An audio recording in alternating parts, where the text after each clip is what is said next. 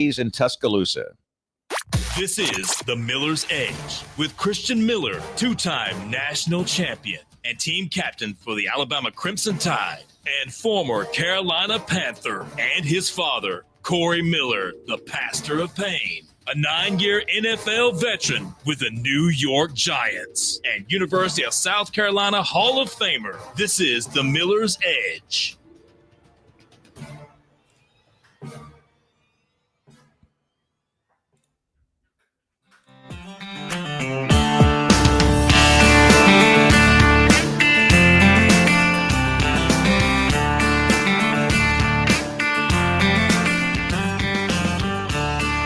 And welcome into this Monday edition of the Miller's Edge, Tide 100.9, 1230 WTBC. Hope everybody is doing well. Hope you guys had a great weekend. Hope you guys are staying dry. Man, it has been it's been a very stormy past few days. We got our guy Chase back in the studio. Big shout out to Jaisha as well, holding it down while he was taking care of some family business. Two of them are a tag team, and they do a great job. So appreciate both of you guys. Excited that Chase is back in the studio too. It's going to be definitely a very interesting day on his first day back, man. Some big news over the weekend. Obviously, after we got off the air Friday, I want to say this was Friday, not Saturday. I think it was Friday evening, though, when all this went through. We'll talk about that. I'm sure you guys have probably heard about the big news. But college athletics have changed dramatically, right? And it's actually official now. We've been talking about it, the lead up to it, what's been proposed, the expectations. But now we know for sure because it's now set. Everything has been approved. We'll talk about what this means for not only college football, but obviously that's the big ticket here. Basketball, baseball, hell, even some other sports that we don't really talk about, what this could potentially mean for them. So make sure you guys are geared up for that. We've got a lot to dive into. We'll hear from a number of people and get their thoughts on all this, and we'll obviously break it down, and then you guys know what comes after that. We want to hear from you. Get y'all's responses, because there's a lot to talk about.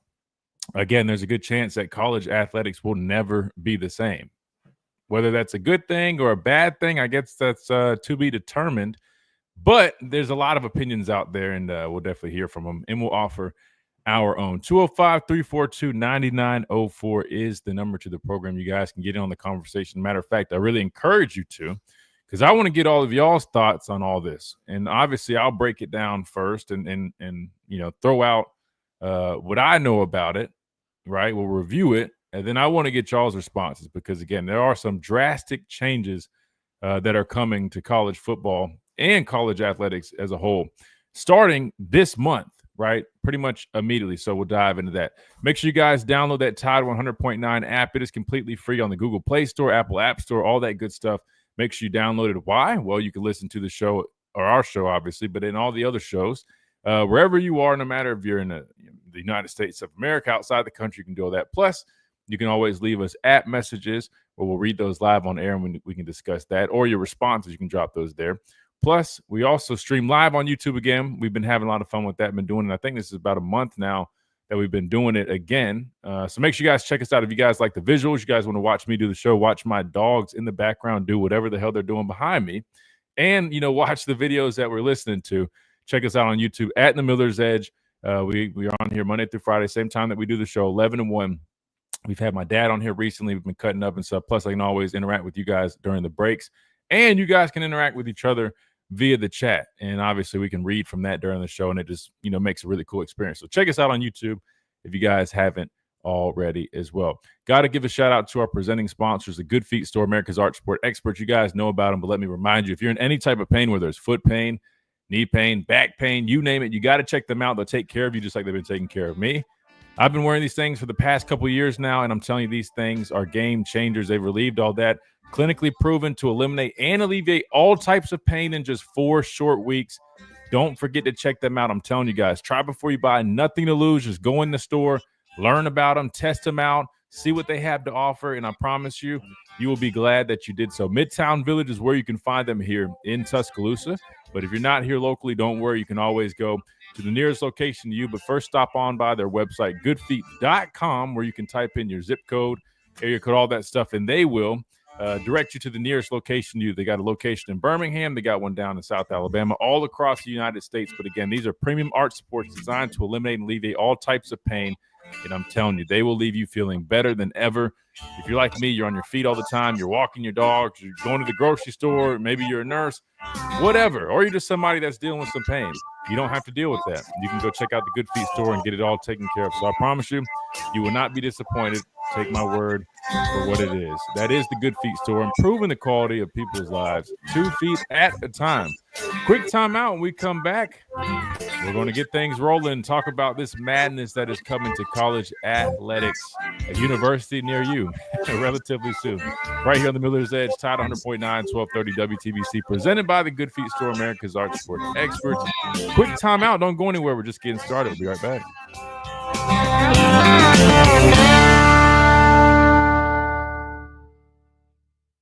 Hi, it's Chris Stewart inviting you to come pick. Dang, talk about timing, man. I hit the timing right there. I didn't even know it was about to end like that. That was perfect time. Good job, Chase. That was smooth. What's up, Justin? What's up, Mike? Mike, I saw your I saw that. Kenji, good afternoon. What's going on? Good morning if you're here on Central Time, but good afternoon, good morning. Mike, I saw your tweet, man. I must have spoken into existence. You said you'd never seen a yellow meat watermelon like that, and you're at the market, the grocery store, wherever you're at, and you saw one, man. It's kind of crazy. Did you try it, though? I think you said you were going to give it a try. Did you end up getting one to try? If so, let me know. The ones I had, again, very similar. Just maybe not as sweet, but everything else is pretty much the same.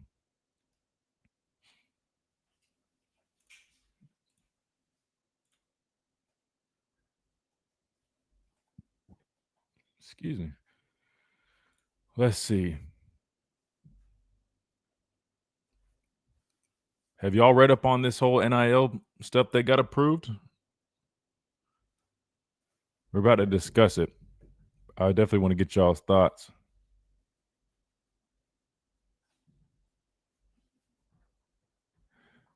Yeah, we have a bunch.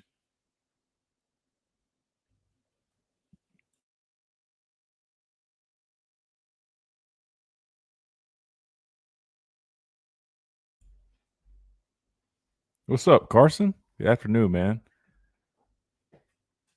I'm feeling great, brother. Feeling you'd want 3% cash back on dessert. Ooh. Excited to be on here, man. We got a lot to dive into. Wait, Mike, you said you couldn't do it. The pineapple taste just was getting to you. Well, I don't think it tastes like pineapples. It's like the visual. The visual makes you think you're eating a pineapple. Lawsuits, yeah. Yeah, I mean, I definitely imagine that. I think Are resilient. I don't think it's going to. I was listening to some folks, and the way they were making this is almost like as if like they weren't already having a. There's so much to dive into. Hopefully, I can try to remember all of it. But oh wait, you thought it tastes like pineapple? That's weird. I think your brain was playing a trick on Bladder you, leakage happens, and or maybe not. Maybe yours did taste like that. Mine didn't. It just look like it. But yeah, no, I was listening to some people talk about it, and they're making it seem as if like, oh, well, now what if somebody wants to pay this guy this or whatever? I'm like, well, dude, that's what they've been doing. It's just, to my knowledge, it's just going from the collective, the source, the payment being the collective going to the revenue sharing. So like that part's not that much different. The biggest part is now them having to, get approved.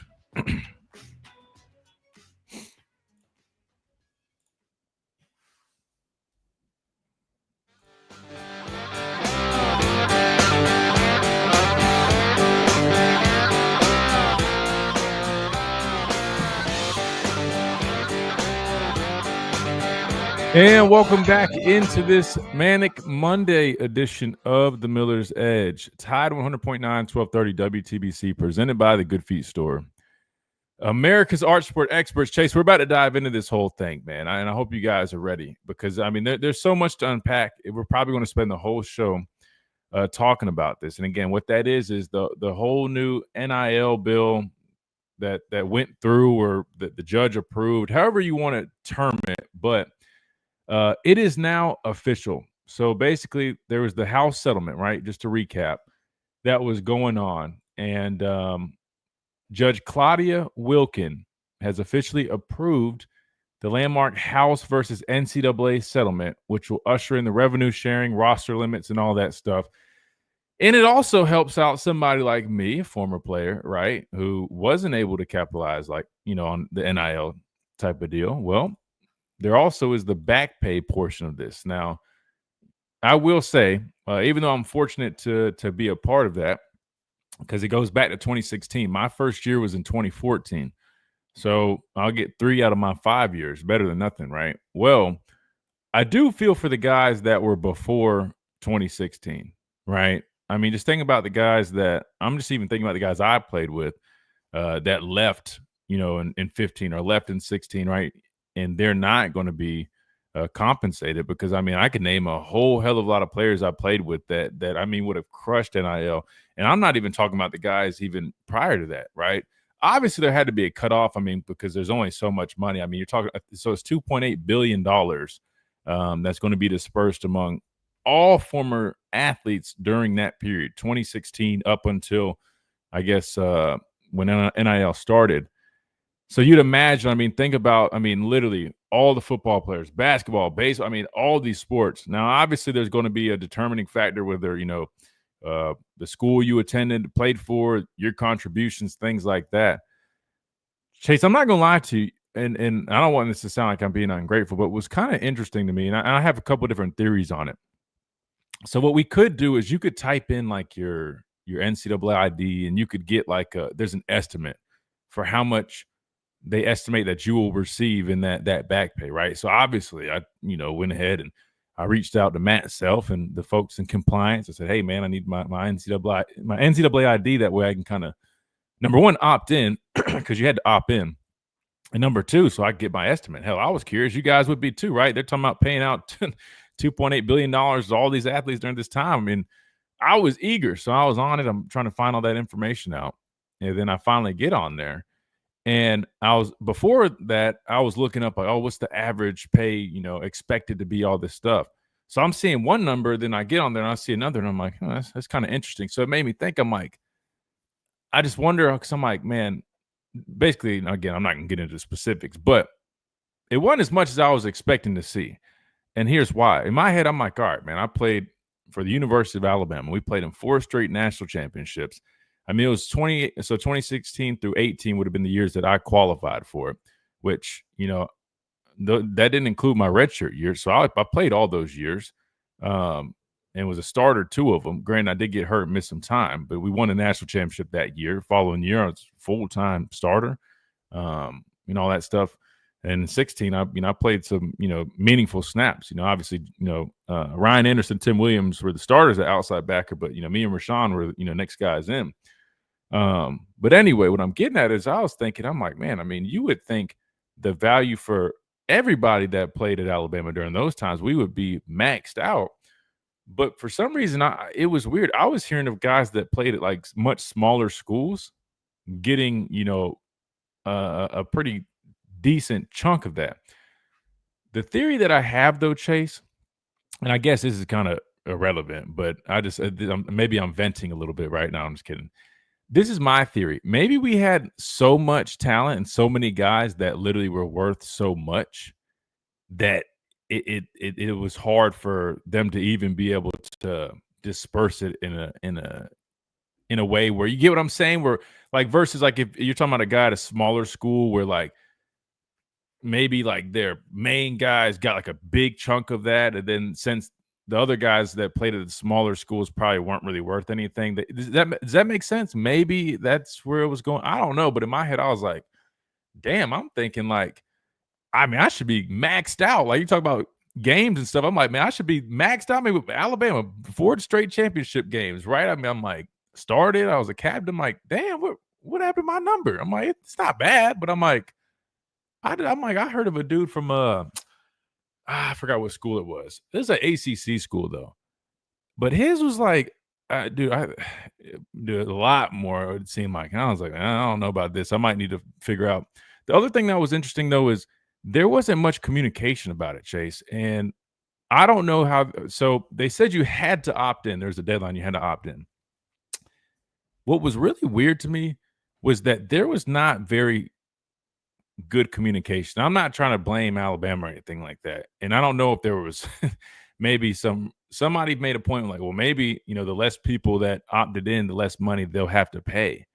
And I was like, don't tell me that, because that's not right. If, again, I'm not accusing nobody of anything, but it was interesting. I'm like, maybe my contact info wasn't updated, but I didn't really get like a bunch of like emails or, people reaching out saying, hey, you need to opt in before this deadline to qualify. Like, I didn't really see much of that. And it was really interesting to me. So I don't know. I'm just sharing some honest thoughts here regarding the whole back pay thing. I don't know a whole bunch on that. I'll look more into it. And maybe I'll save that for another time, because you guys are probably like, hey, man, we want to hear about the current stuff. But that is a piece of it. And that's why I bring this up. Because, we heard about this months ago, and I was all excited. I didn't realize all this was included, but I found out now that this has been approved, that part is approved. Now, before you guys go like, oh, man, Chris is about to get some cheese. He's about to get a check. Well, hold your horses. It's over like a 10-year period, right? So, I mean, it'll come in installments, probably yearly, annually. You'll probably get something. But anyway, I feel like I can get a little too personal with this stuff here. I don't feel comfortable doing that. But I'm trying to be transparent with you guys and give you an idea on how the back pay portion looks for somebody who played college football but wasn't in the era of NIL. And that's what it looks like so far. So there's that piece. In terms of everything else that will take place. So, all right, I'm going to try to give you guys as much info in the next 5 minutes, and we'll obviously continue it moving forward. But this is what I've got so far. So basically, the revenue sharing has been approved, right? So that $20.5 million that we've talked about for the last few weeks or so, whatever it's been, that is approved. Schools now will be able to pay their student athletes directly from their athletic department moving forward, starting, I think it's July 1st. So here's the timeline. Matter of fact, let me share this with you guys on the stream. So, all right, here you go. If you guys on the stream and you're looking at the screen, there we go. That was weird. All right, you can see this. Here we go. June 6th, obviously, is when the settlement was approved, right? So that's when everything went through. It was adopted on April 21st. Okay. June 11th is when the NIL Go portal launches. So what that is that's the whole deal about if a deal surpasses $600, right? So if a guy, basically, if there's a guy that has a deal brought to him that is over $600, he is now required to report that deal. This is what's interesting, guys. I want to dive into this. I'm pretty sure it's self-report. I don't even know if these guys, and let me, this is not knocking them. I don't even know if these guys really, let me just be honest. I've heard of some guys that didn't even realize they had to pay taxes on, like the money they were getting. You're telling me they're just going to know and remember to go report this stuff? We'll see how that goes. But allegedly, they need to report these deals over $600. What's interesting is this is what I was referring to when I was talking about we need just a committee, somebody to basically say, hey, let's review these deals, right? These lucrative deals, $100,000, $300,000 to come play here for NIL. There was nothing being reviewed. People were just creating a market. They finally have somebody that's going to actually, review this stuff. But here's the interesting thing. I hear people like basically looking at like, oh, well, who's to decide what somebody's worth? That's not right. There's going to be lawsuits. Will there be lawsuits? Yeah, I'm sure there probably will be. People will argue that, they are worth more than what someone says. But here's the thing you got to remember, guys. It's not like they're just magically going to say, hey, all right, let's look at this guy, Johnny Wilkins at so-and-so. We think he's worth this. That's not how this works, guys. Everything in life pretty much has a value, right? If you think about it, like there's been marketing deals, all type of deals and things going on for whatever. There's some type of way to look at it and say, all right, this is an expected value for something of this nature. A guy of this nature. They can go back and look at past deals, right? Probably in college athletics with NIL in recent years. You can probably look at professionals, different sports. There's so many comparables. Even as influencers in general. There's a metric for anything, right? Trust me. Even if you have to come up with one. AI and all that, they can come up with it. The other thing is people have to remember, that doesn't mean it's going to be so specific, right? That doesn't mean it's going to be okay, we think he's at this, a post from him is only worth $1,500. If it exceeds $1,500, we're flagging it. We're not accepting it. No. What they could say is maybe there's tiers, right? They could say, the average, pay for a post from a Division I starter, is $500 to $3,000 on average. You know what I'm saying? Or it could even be stretched. Maybe, and that people have to remember that we don't really know the specifics, but I urge you, because I saw some people knocking that and saying like, oh, that's not going to last. People are just going to sue them. They can't put a value on people. How are they going to tell people what they're worth? And I'm like, I think you guys are looking at it too hard and critiquing it before you really understand. Again, and I could be wrong too, but I'm just saying, think of the other side. Because I just know, as a former athlete, right? I know, in the NFL, what I was paid to do NIL stuff. I used to get paid to do posts. I still do. Obviously, with the radio show, it's very similar, a little bit different of an avenue, but still, I understand what things are worth, right? I understand, all right, being a, national champion team captain, right? How my value for doing something might differ from, so I have experience with it, so I understand that bit. And I just feel like it's going to be very similar with that, right? With these players. For example, it's I mean, let's just call a spade a spade. A guy like, Ty Simpson, who's the starting quarterback at the University of Alabama, his value, if he brings a deal that says, hey, somebody wants to pay him $10,000 to do something, that you can justify that he's a starting quarterback. Versus if you bring a kid in who literally hadn't played a snap yet and he's trying to come up to the table and say, hey, so-and-so's offering me $20,000 just to post something. That's the type of crap that they're going to be flagging, because that's really where this whole collective thing has gone off the rails. If anything, I think this is, and of course I'm going to be a proponent for it. I've been saying it. I've been preaching this for months now. I thought they should have been doing this, right? It's no different than, I guess, it could be a little bit different, but think about it. I mean, when you do taxes, you got the IRS. I mean, if something looks out of the ordinary, they can flag it. But if things are normal, you should be fine. So I think it's something like that. We need to hit a timeout here. But anyway, let me finish the timeline.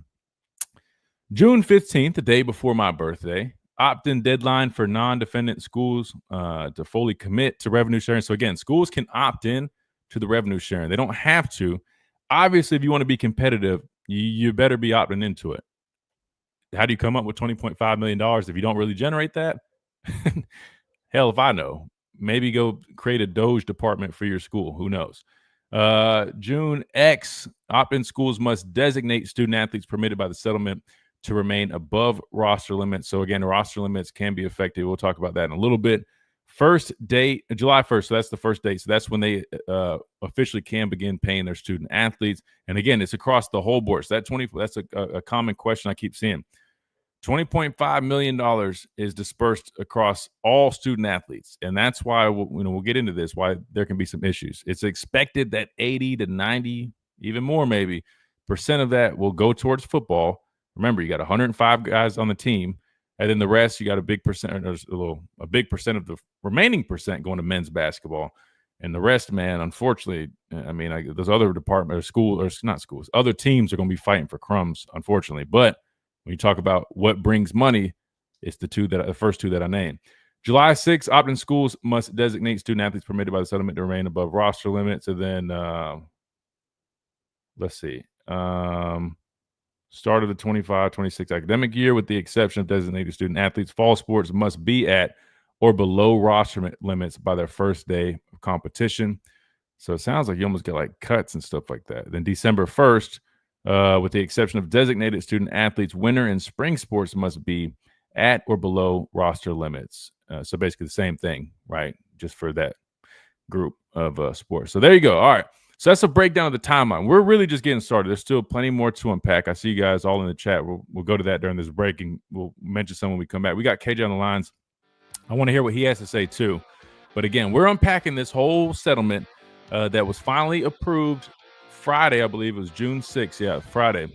And so obviously college athletics have changed, man. I mean, schools, basically in a nutshell, schools officially can pay their student athletes from the school directly.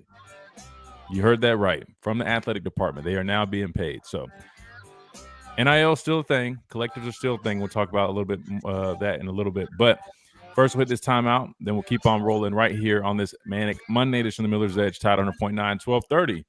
WTBC.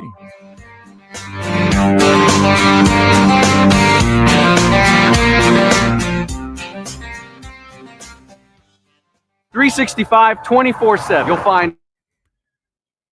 All right, let's see what we got.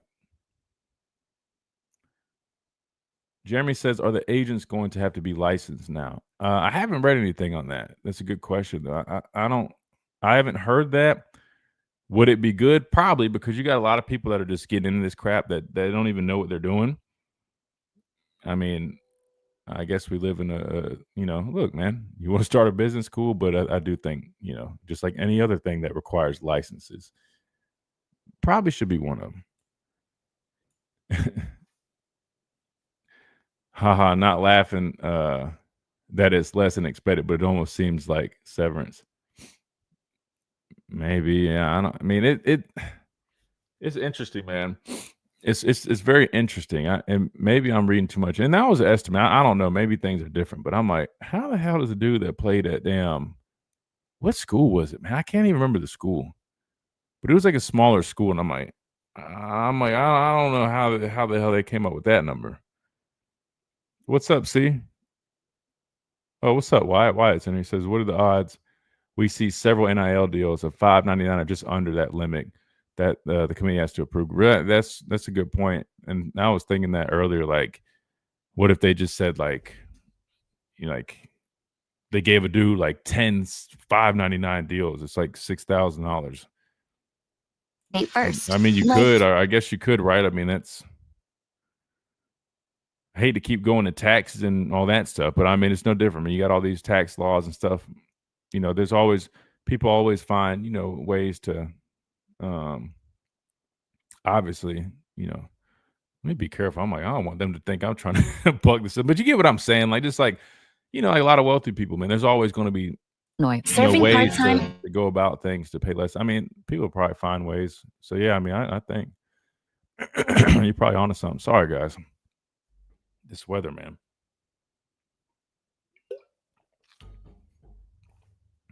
What should we do, guys? Should we hear what KJ has to say so he's not waiting, or should we finish our breakdown of this? Hell, we ain't even really get into all of it, man.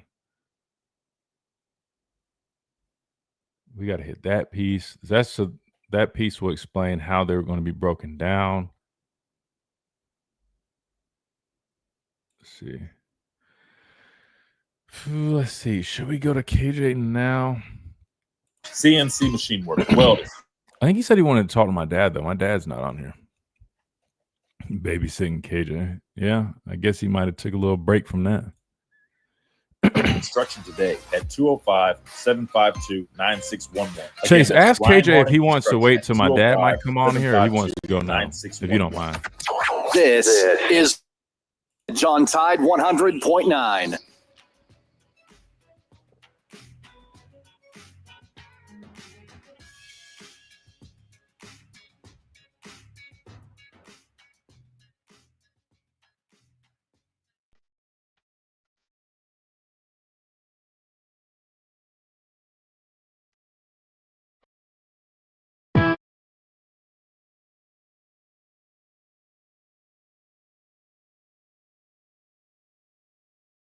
And welcome back into this Monday edition of Miller's Edge, Tide 100.9, 1230 WTBC. We're talking about this whole NIL legislation that was passed. Again, just to recap what we've talked about so far, at least. Judge, let me get her name right. Claudia Wilkin approved this whole settlement lawsuit bill. I don't even know what you call this crap. But anyway, you get what I'm saying. The whole settlement thing that included the back pay for guys like me. Awesome. Thank you, God. That's nice. Guess where it'll be going? Straight into my brokerage investment account. We're going to invest that money. And then it also includes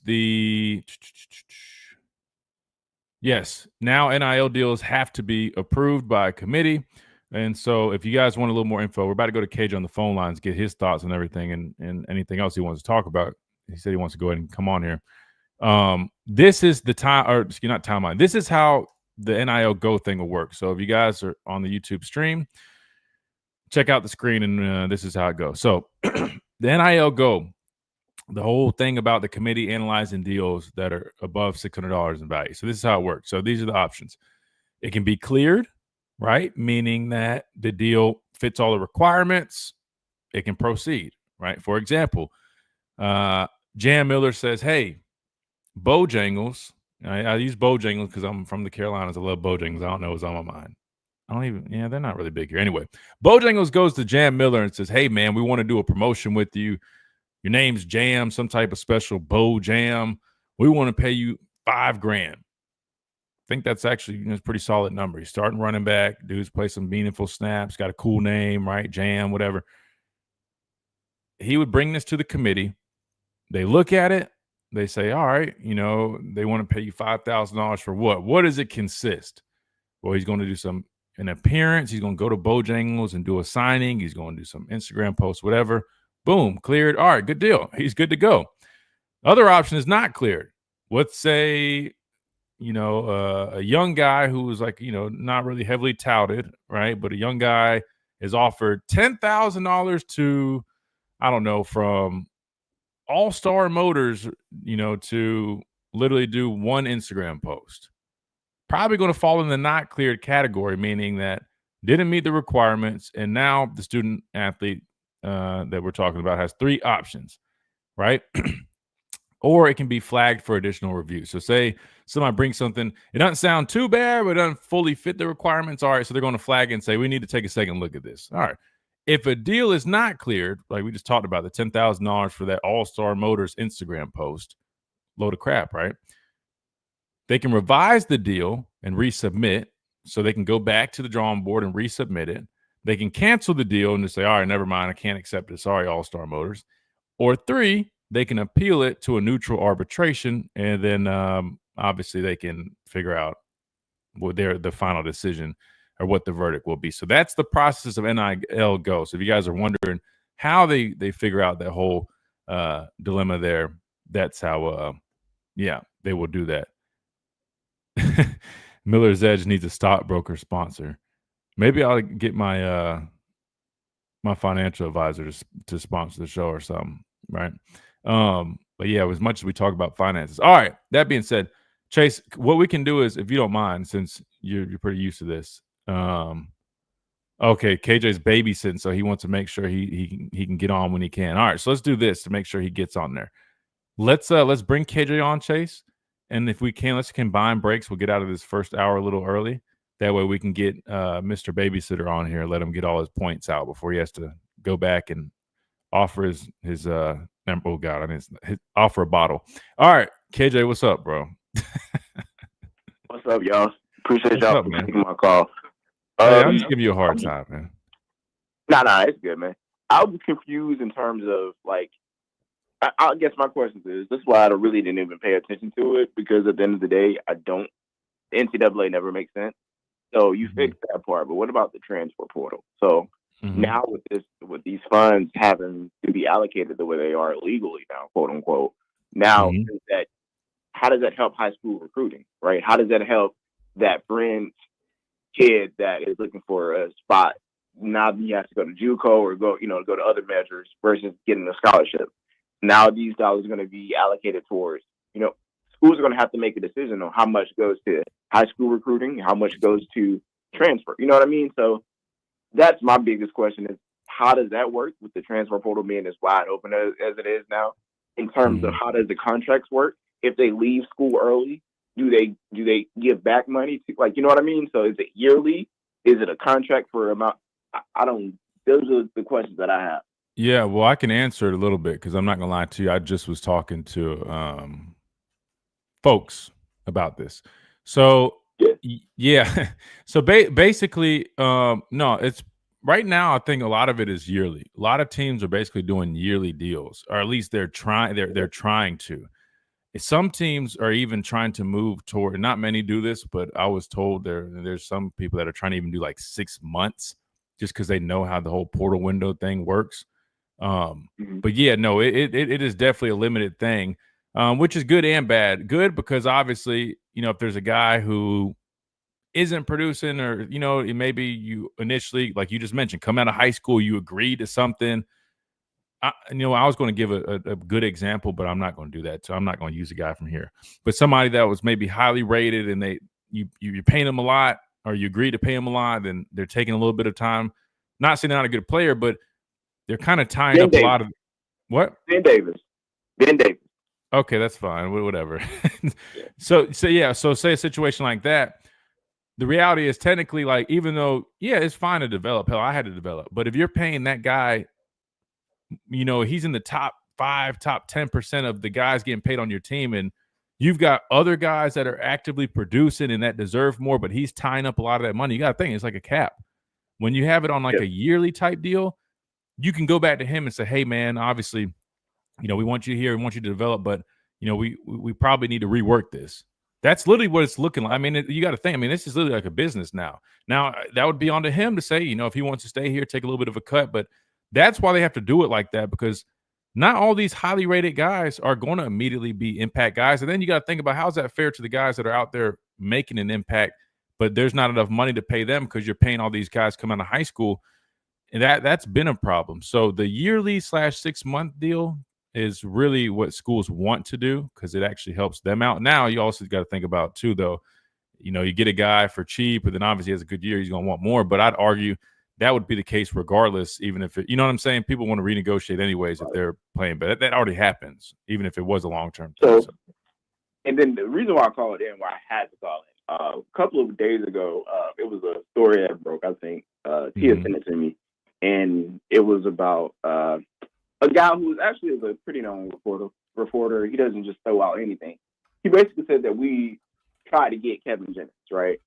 And I saw Bama fans, I was like, what's the reaction? And me going on and looking, Bama fans were doing the most. They were like, why would we want Kevin Jennings? Who would want Kevin? And I'm like, wait, huh? I was kind of shell-shocked and confused, because they was like, why would we want Kevin? They made a point that made it seem as if they couldn't say they know Kevin Jennings right now is better than Ty Simpson. And I hate to just single him out. And I'm not, you know what? I'm not even going to single him out. He will be the number 1 quarterback right now in our entire room right now. Day one. Do you agree with that, or what do you think? I would say he definitely has more receipts than anybody. That's a fact. That's something you can't dispute. Now, is he immediately better than some of those guys? I'd like to give Ty at least a fair shake. It's hard for me to say that about a guy. Ty hadn't had that really opportunity to prove it himself. Well, I get what you're saying. No, this guy's a really good quarterback. Don't get me wrong. You brought up Ty, so I have to. I didn't do this. Every Bama fan, not every Bama fan, but there's a large percentage of Bama fans swear that we had a garbage quarterback, a lackluster quarterback in Jalen Milroe, and Ty is supposed to be the savior that comes and take us over the hill and back. Well, guess what? He's not better. He wasn't better than Jalen Milroe. If Jalen Milroe came back this year, Jalen Milroe would be the starting quarterback. So I know we can have high hopes for what Ty could be, but at the end of the day, he wasn't better than the person that y'all deemed garbage. Not you, but I'm saying the fans deemed garbage. So how can they now anoint this one guy that they thought, you know what I mean? So 2 coaching staff saw it, and they said, so I just don't get Bama fan. To me, I wouldn't have had any issues with bringing Kevin Jennings in. And I know we're just talking about hypotheticals. It's really a pointless conversation. But to me, I was dumbfounded that Bama fans, I think the whole Crimson Glasses thing, that's where the Crimson Glasses come in at. It's yo, bro, we even have a 5-star plus quarterback in Killian Russell, but Kevin Jennings right now he has more receipts than it. He would start. I don't get it. I think it goes back to the whole, feeling more comfortable with an established guy at that position. Quarterback literally is arguably the most important position to a football team. Even though I'm a defensive guy, I still believe defense wins championships, but let's just call a spade, man. If you don't have a guy sling the ball at quarterback, or being able to really, handle those things, it's going to be a lot tougher. Not saying it's not possible. We've seen Alabama win in the past with guys that were good quarterbacks, but not elite by any stretch. Times were a little bit different back then, right? And you're also talking about having literally generational type defenses. But so I'll just say this: would it shock me if they try to get him. I mean, look, and just because they go get him and he's an established guy, that yes, the expectation is if you go get a quarterback, especially a guy that's played, he's going to be your guy.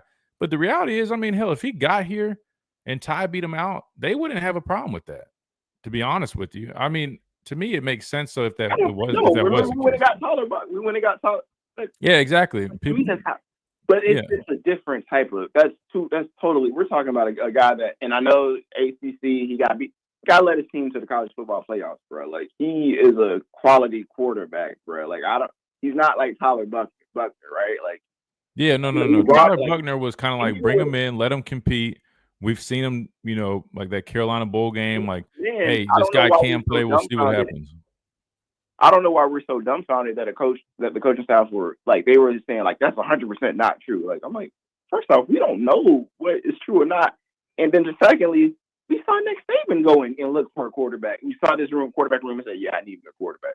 So who said that Caleb DeBoer did not do the same? He just said on the Feinbaum show that none of the quarterbacks right now are where they need to be for us to win right now consistently.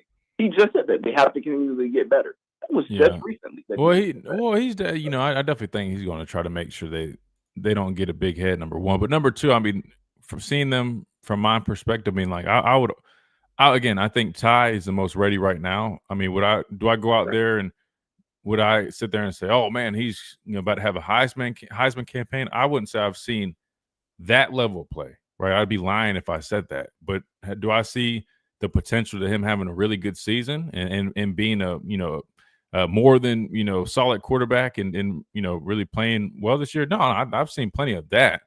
And you always want your guys to keep getting better. Yeah, you know what I mean? Need that much. We don't need him to do the things that we asked Jalen Milroe to do last year. Now, that's what Bama fans don't get. I don't think we just need him to protect the football and distribute it to the right. Like we don't need him to go be Superman. We don't need that. Right. We just need you to manage the game, and being a game manager is not a bad connotation. I'm not saying that's a bad connotation at all, guys. Like that's what we need to win. So I don't know. You're just saying when you have a talented roster, sometimes you don't have to be playing hero. You just got to distribute the football to your playmakers. Trust that your defense will play solid. Limit the score, force takeovers, and as a quarterback, you just got to limit the turnovers yourself, make smart decisions, and let your guys make plays, and you make the plays and throws necessary when the time comes. And I'm with you. There's nothing wrong with that. Yeah, so that's all I was saying, man. I know. Probably Corey probably agrees with me. That's all I was saying. I need him on because I just didn't. To me, it was just like, all right. Now I was like, okay, now I see what Corey means when he says like crimson glasses because I saw people saying like Kevin Jennings sucks. Why would we want him? I'm like, what? Well, they probably didn't watch much of him. They probably saw one game, and that one game probably was what, Clemson, maybe. You know what I mean? Right. And I think didn't he have a number of interceptions in that game? If I'm not mistaken, or no, he just had one. Yeah. The Penn State game was. I think he got. Yeah, that Penn State game was. He had 3 against Penn State. That's what it was. Okay, yeah, I was about to say one of those games. I knew he had and it might have been 3 in the first half, but. No, he's still a good player again, but he's got receipts, so you know what I mean. And again, just because you bring somebody here doesn't mean obviously if you pay somebody a lot of money, the expectation is that they'll play. But that's what I'm saying. Like you can't just hear why would they do that? No, I mean it makes sense. Your quarterback room doesn't consist of anybody that's necessarily proven. Like you said, you hope and expect Ty to be, as good as possible. As come out of high school, highly ranked guy. He's been developing, showing some really good stuff behind the scenes, but again. It's not really proven just yet. So sometimes it's nice just to feel a little bit more comfortable. Again, you're talking about a team that in Alabama that missed the playoffs, and that doesn't happen. So anytime you can get a competitive advantage, you want to look to do that. I don't know if it's true or not. That's what I was just about to say. It's not just quarterback. They should look to improve the roster in every position no matter who's on there. Who's on the roster? 100%. Like our quarterback. The only thing that makes me wonder if it actually was true is I just know we're not just throwing money around left and right. And I'm just like, I don't know. To me, I don't know what his asking price would have been, but I just know quarterbacks aren't cheap. And I know I just spoke about, bringing him in. I mean, you expect him to play, but if he doesn't, cool. But I'll be honest, they're not going to pay say the market value for him was 1.5. they're not going to pay that 1.5 if they don't expect him to be the guy, because that's a lot of money you just wasted for a backup quarterback. So that makes me think either A, if it was true, they really were thinking he's coming to be the guy and they really liked him. Again, if you haven't learned anything, coaching staffs, not whether it's college or NFL, whatever, everybody has different perspectives, right? One staff might view a guy, just like think about Keelan Russell. We went after him when he was committed to SMU, right? And he wasn't very highly, recruited. We saw something in him. Look at the NFL. Sometimes you'll see a guy, with the draft stuff, one team views a guy as a first rounder, other teams view him as a third rounder. So, it's tough to say without really asking this staff if it's true or not. I don't really know, but I wouldn't. Would I be shocked? Not really. You can't just say that it was not like they were like the guy, and the guy doesn't like that guy didn't pull that out of nowhere. Like he could have heard something wrong from his side too, but.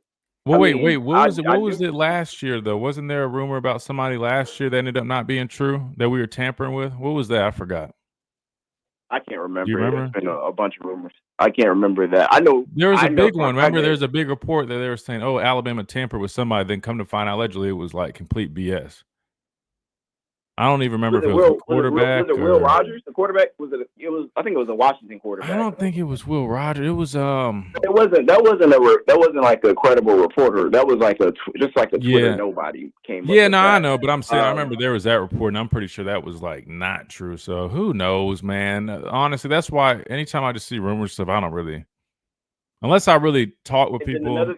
Another thing, Bama fans got to realize too that our reporters. They may not know, like they may know the truth and can't even tell you the truth because they have to continuously get access. They get access to just regurgitate information that Bama tells them. So if I'm being completely honest with you, dude, like there's so many things I've known. Because again, on this show, man, like we're not breaking news. We're just talking. We're just having fun. You know what I mean? So like I'll hint at stuff sometimes. But even then, like there's been times, I've been talking to people, they're just like, hey, we'll just keep it general. I'm like, nah, dude, I'm not even keeping it general. I'm not talking about it. Like, because I don't but care to be. Have you seen where like credible Bama reporters like throw something out there where it's like that didn't happen at all? Like, oh yeah, I've seen stuff all the time where like somebody reports something. And a lot of the times they do it. A lot of the times they know it's not true. A lot of the times they're just trying to. I don't know if I would say that. I think they might have just got some bad info. They talked to somebody they thought had some. I don't know. But there is also sometimes somebody reports. So I'm like, who is talking about this stuff? So I'm like, I don't know where they found that out. But I mean, there's But like I said, I just sit back. I don't say nothing. We just hang out and have fun on the Miller's Edge, man. Yeah, man. But yeah, that's what I was wondering, man. I finally found out what Crimson Glass really means, man. You already knew what it meant, man. Don't act like you didn't know. You knew what it meant. Nah, you knew what it meant. Come on, you knew what it meant, man. I saw it in real time. Fair enough. We'll get back to feeding that baby, man. Go get you a bottle, man. He needs another bottle. All right, y'all take care, man. All right, be easy, man. All right, good deal. We got to hit this timeout. We come back. We keep breaking down this whole new legislation. We only got about halfway through it, so we'll keep discussing it. Plus, we'll listen to some videos on it and get y'all's reactions as well. All that coming up right here on the Miller's Edge, Tide 100.9, 1230 WTBC, presented by the good people who are America's Art Sport Experts. We'll be right back.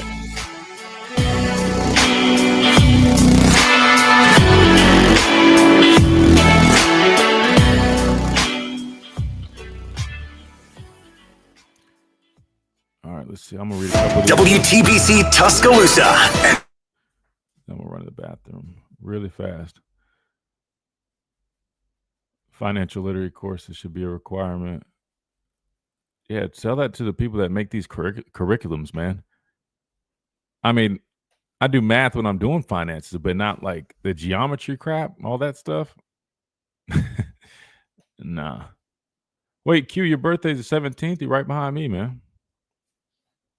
What brings in the money is different depending on the school.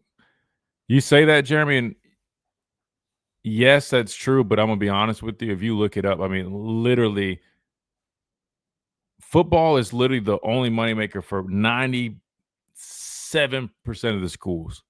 Men's basketball at some schools, yes, and then there will be some football schools that don't make money, like some of the smaller schools. but I'm just going to be honest with you. Even and I think Tia brought this up. Somebody brought this up. South Carolina women's basketball allegedly operated at a negative deficit, which is crazy. They're like literally the biggest women's basketball program. Allegedly, they didn't even really bring in positive. And the Dolphins minicamp. I'm gonna run to the restroom real quick so I can be back. Then we'll keep on rolling. Turn the ads back. Vibes abound. We use soft, fresh tasting coconut. The crunchiest almonds and delicious chocolate candy. But do you know what our most important ingredient is? Sometimes you feel like a nut. Sometimes you don't. Almond Joy's got nuts and something even way better than that. Yes, Almond Joy is made with almonds and joy. What? All the budget has to be used now? And we can use all the media buy? Javier's marketing firm just got its dream funding. Okay, ideas. Bobbleheads? No. T-shirt cannon? I seriously need some help here. He needs to find marketing managers who are worth every dollar. I need Indeed. Indeed you do. Sponsoring a job on Indeed gives it a visibility boost so you can hire faster. Redeem your $75 credit at Indeed.com/credit. Terms and conditions apply. With Target, this Father's Day will be epic. Get up to 30% off gifts for dad. Plus, buy one and get the second one at half price on games, books, music, and more with Target Circle. From stylish apparel and top fitness gear to amazing games and Lego sets, you'll find the perfect gift for him no matter how he dads. Now through Father's Day, save up to 30% on select gifts for him, plus buy one, get the second at half price on games, books, music, and more with Target Circle. Only at Target. Restrictions apply. From our home base in Birmingham, Alabama, we are here treating patients from every generation across the United States and from around the world. We're here for the rookies and the dreamers, trying to make a name for themselves. We're here for the achievers Who are resilient. and won't take no for an answer. We're here for the coaches, athletic trainers, and mentors who are shaping the next generation of legends. We are here for you, aggressively pursuing victory over injury. Learn more at andrewsportsmedicine.com. Hey, it's Christian Miller, and I want to tell you about our great friends over at Brian Harding Construction. Located in the heart of Tuscaloosa. Shout out Brian Harding Construction. Women-owned and strongest steel. All your crane work. Check them out. Never seen a quarterback catch more strays on the show than Buckner. Listen, that's it's always you guys bringing him up. But I promise I try not to hit him too hard with the stray, but it's kind of inevitable at times. 205. Did that Target ad really mention Legos and Father's Day gift ideas? Tuscaloosa weather. I missed it. Maybe so. A few passing showers. To be fair, I mean there are some like Lego lovers, I guess you could. That sounds Lightly weird. scattered showers or thunderstorms You guys get what I'm around. trying to The say. high 85. I'm James You Spann of the get what I ABC mean. 3340 Weather Center on Tide 100.9. It's 73 degrees in Tuscaloosa. This is Miller's Edge on Tide 100.9.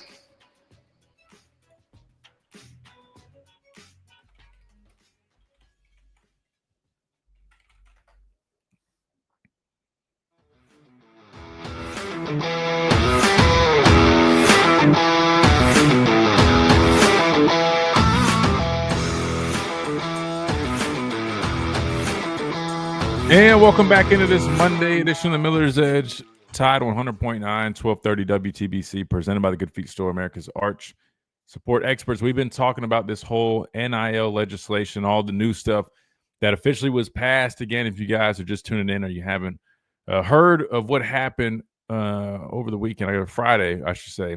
Again, the judge, Judge Claudia Wilkin finally approved the whole House versus NCAA settlement, opening the door to revenue sharing with athletic departments across college athletics. I mean, all that good stuff. Back pay for former athletes. But again, there are some things that people are concerned. You know, number one, you got roster limits, things like that come into effect. Also, there's going to be some interesting developments with some of these other sports. I mean, think about it. The $20.5 million that teams can opt into it. You don't have to do it, but if you do, it allows your athletic department to delegate $20.5 million from that athletic department revenue to their student athletes. Think about this, guys. What about some of those sports that again, aren't bringing in any money, but what are they doing? If they're not bringing in money, but they're also doing this, right? They're costing money. These schools are going to have to find ways to come up because basically that $20.5 million is not just coming out of nowhere. It's not like the NCAA is giving them a portion of some fund, this, that, or the third. No, it's just saying like, hey, you can now take $20.5 million from your athletic department and pay these student athletes, which if you want to be competitive, you have to do that. So where does that come from? Well, there's going to be a lot of budget cuts. There's going to be a lot of things that happen, and you got to think about some of these other sports that might be at risk. Now, obviously, you got Title IX, so there should be some protection for a number of things, but just something to think about. Sorry, so here's the gist again of what's coming. If you're on the YouTube stream, you can look at the screen. Back pay, approximately $20.8 billion in back pay payments will be distributed to college athletes who played between 2016 and 2024. Revenue sharing, schools will be able to share up to 22% of their annual revenue, the media rights, ticket sales, sponsorships with their student athletes, which we'll just say $20.5 million. I'm a little confused with that. But anyway, NIL agreement, student athletes would be able to negotiate and enter NIL deals, both with their schools and third parties, with reporting requirements for third-party deals. So now somebody might have just used like ChatGPT for this. I don't know how. Some of this sounds a little weird, but you get the gist. Roster limits, settlement initially included roster limits, but concerns about their impact led to need to further negotiation potentially.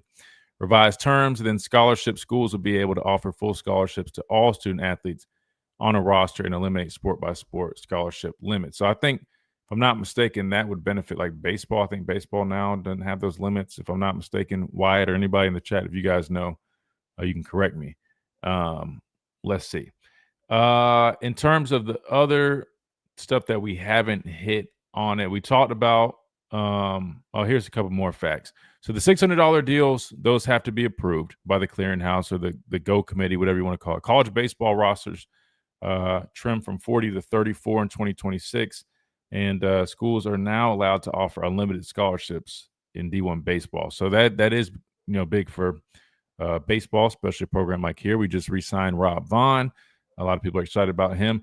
Here, I also have bookmark. This is Greg Burns' response to everything that took place over the weekend, and it reads, one of the biggest transformational changes in college athletics is upon us, and Alabama athletics has been planning for this day and making decisions that best position our department for long-term success. He's not lying. They've literally been leading up to this point and have been already taking steps to try to manage and prepare for what's to come.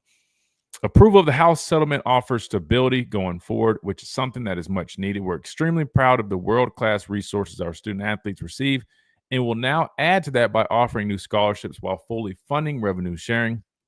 So he's basically saying, yes, we will fully opt into the full $20.5 million and take part. No surprise there. In addition, our student athletes have the distinct benefit of Yay Alabama, which focuses on creating authentic NIL opportunities powered by both the Alabama and student athlete brands. Crimson Tide Sports Marketing and Learfield will also continue to cultivate local and national opportunities that greatly benefit our student athletes. We'll talk about that here in a second. We have a long history of being one of the most successful athletic departments, and we will carry on that tradition as we enter this new world. So I want to just go back to this point he makes real quick. So they mentioned Yay Alabama. I had some questions. I know a lot of people are wondering, like, what happens with Yay Alabama and all that stuff, right? Well, again, the 20.5 will be the main, I guess, factor in terms of paying these guys. But then you also still have the collective. You still have Yay Alabama. The way this reads is more so that, they're going to really use that to generate more deals. So this sounds, more along the lines of not so much the collective side of things, where you just having just donating type things, but more so like actually trying to get authentic deals via the collective, which I would argue they're really going to have to rely on that for some of these other sports that aren't really going to be able to get that revenue sharing or a piece of that revenue sharing pie. Obviously, so much of it going to football. But again, rightfully so, if you think about how much revenue football drives in, it's almost like you got to put in it, you got to put more into it to get more out of it, right? If you want to make more money, you got to have a successful football program at most of these places, because why? That's what brings in all the money. And when you have 105 guys on the roster, they got to get paid, right? We talked about this last week, but just to bring this back up, because it obviously is relevant now. This is the estimated revenue sharing. Again, this is just a little average thing that it could look of what it could look like, right? And I bring this up to explain a couple of things. Number one, you see football here.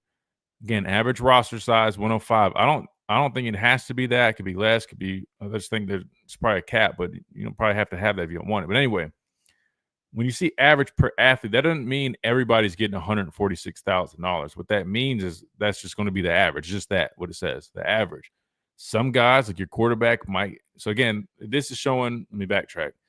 $15.3 million dedicated to football. Well, your quarterback might take up 1.5 of that. Your star receiver might take up 1. Then it goes down the list. Maybe you got a couple starters making 500, 300. Some guy then, let's just be honest with you, guys that aren't true starters or weren't heavy contributors, they might be in the 30, 40,000 range. Kind of what you basically in my head, I'm pretty sure all it is basically taking what was already being done with the collective and moving it to the athletic department. Does that make sense? Because I know there's a lot of questions regarding that as well. And a lot of people are like, oh, well, how's this? Well, guys, we've been doing this last few. That's what these collectives have been doing. Like they've been managing guys and managing how much they're getting paid with the collective. To my knowledge, what's happening is, and the reason Greg Byrne is saying right here, it should provide some more stability at least, is that everybody is sitting at that $20.5 million cap. It's almost like just making sure that everybody's playing with the same money. Everybody's got the same house money or whatever, right? $20.5 million. Obviously, it's going to look a little bit different for each place. Alabama, I'd argue, could be in a little bit more of a difficult spot if you think about it, because you got men's basketball now, who is, top 5, top 10 program. Excuse me, Nate Oates doing a really good job. They're obviously going to have to compensate all the good talent that they're bringing in. But then you got a football program that literally is, the heart and soul of this university. And then you think about it too. I mean, you've got competitive, teams in, baseball is pretty solid this year. Obviously, that regional didn't go great, but you look at gymnastics, you look at golf. I mean, there's successful programs across the board. It's going to be interesting how it plays out. And I'm really curious. If I had to bet, there probably was a pretty lengthy meeting up on campus today, trying to figure out how this, could look or will look. The more I learn that I can share, I'll probably do that. But until then, we'll just keep reading some of the stuff we got. In terms of this is one thing I am curious about, Chase. So obviously, collectives are still a thing that still exists. Obviously, that it has to be reviewed and approved if it's external outside of the revenue sharing. But here's a tweet right here where this guy is saying many people expect $40 to $50 million football team payrolls, which means as much as $30 million in booster money flowing to a team's athletes. This is what's interesting to me, because I'm trying to figure out how that works if you're having to review these deals. But let's read this. It says, but because schools have been preparing to navigate this new world order and how to gain a competitive edge under it, many in the industry expect that sorry, I have something on my, oh, there it goes. Expect the budding NIL arms race to continue at the top of the sport and at a price point much higher than the cap. The top teams are going to cost $40 to $50 million a year, said one Power Conference personnel director. That's where this is going. Anyone who thinks different is nuts.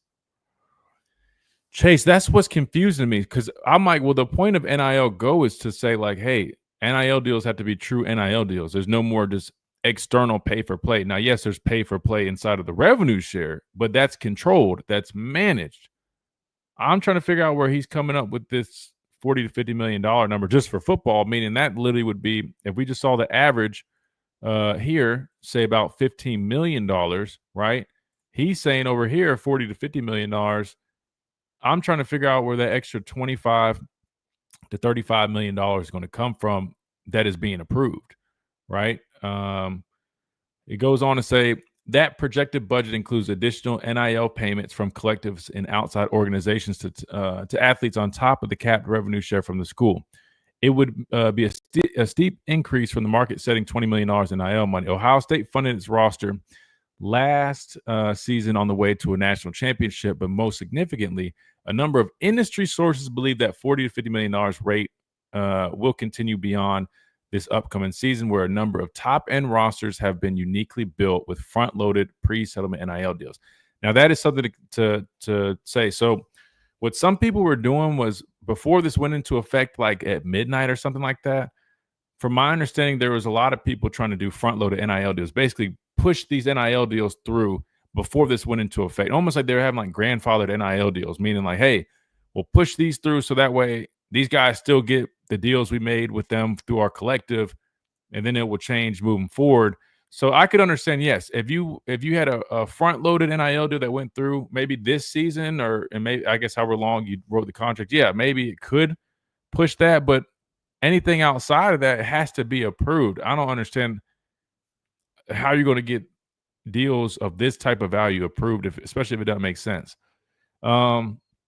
This cuts directly against the intent of the settlement, which is designed to stamp out the unspoken pay-for-play deals that have hijacked the NIL marketplace and keep ballooning roster budgets in check. No chance, the personnel director said. If you tell a booster or a business owner they can't give a star player $2 million, there will be lawsuits. There's no enforcing this. Fair market value. Blank Deloitte, which I think is the name of the people that are, like, I guess, overseeing like the review process, maybe, if I'm not mistaken. This is going to get even crazier. A legit enforcement arm with some teeth, perhaps in the form of suspensions or ineligibility, might change that sentiment, and multiple athletic directors suggest that if the clearinghouse merely serves as a minor, sorry, I've got like these arrows on the screen, I think deterrent, to egregious pay-for-play payments, it will be better than pre-settlement circumstances. But others think the undertow of NIL and collective is too strong to turn back now. There are a lot of rich people that can't buy a professional sports franchise, but they can give a ton of money to their alma mater.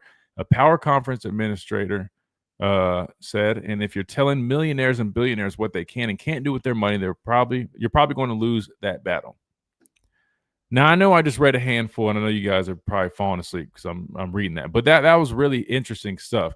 We got to take a time out. When we come back, I definitely want to break that down. Chase, I want your thoughts, guys. I want y'all's thoughts on this too, because this is interesting to me. I mean, there's some points that I understand here, like the whole thing about, hey, telling somebody, hey, you can't do this with your money. I could imagine there being some lawsuits, but at the same time, I mean, this is literally what we've been saying needed to happen. At least I've been saying. I think anybody with the understanding that you have to find a way to weed out these crazy, lucrative, non-accurate deals. And unfortunately, you got people saying, oh, well, you can't tell the people with money that. Well, I mean, I guess we'll see. We'll find out. Like they mentioned, suspensions or ineligibility. You can try that game if you want, but you fool around, I guarantee you an athletic department will nip that real quick if you got a booster being hard-headed saying, no, we're going to, you can't tell me what I can do. See how long that lasts when that star player is benched and can't play for that year. Trust me, that won't happen. So we'll talk more about this on the other side of this quick timeout right here on the Miller's Edge, Tide 100.9, 1230 WTBC, presented by the Good Feet Store, America's Art Sport Experts. We'll be right back.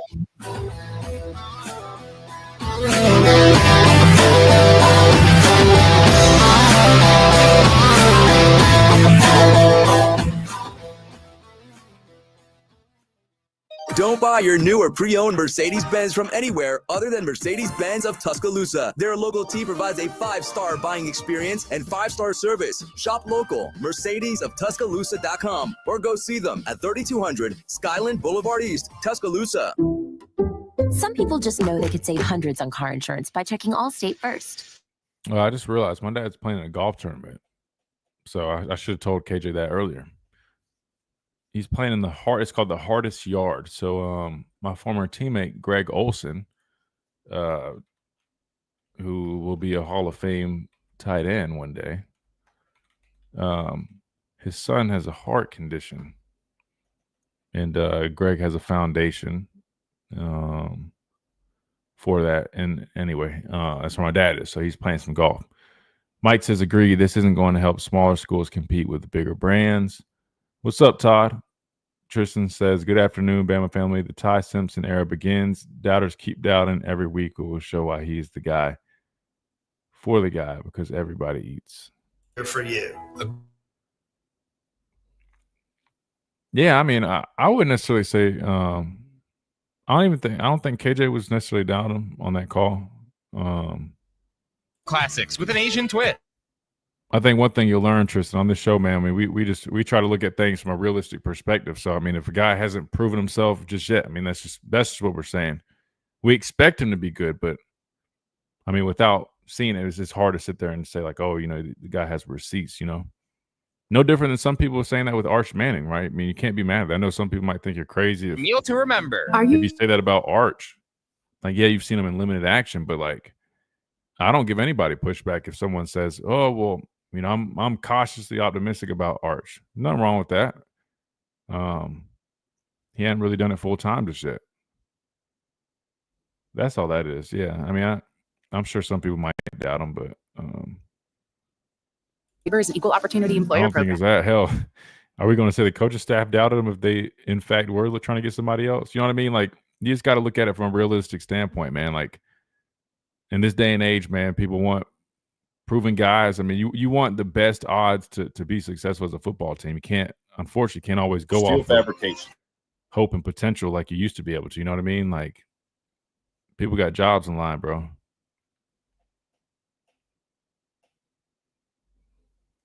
Yeah, the doubters can kiss Alabama's going to win the SEC championship and probably win the Natty too. Why y'all doing this? Again, to me that's today, Brian guys? Harding Come on, man. 205-752-9611. Tide. If my dad was on here, man, he would be throwing chapstick at you guys left and right. Look, that's the goal. Like, when everybody was saying, "Oh, we're going undefeated," or Cedric, and then, "Oh, maybe," man, you got to look at what it is for what it is, brother. I mean, it's a tough league. I mean, I'll pump the brakes. Yeah, no, there's nothing wrong with having high hopes, man. I'm just as a former player, analyst now, I just got to keep it real. Not saying it can't happen, but you know.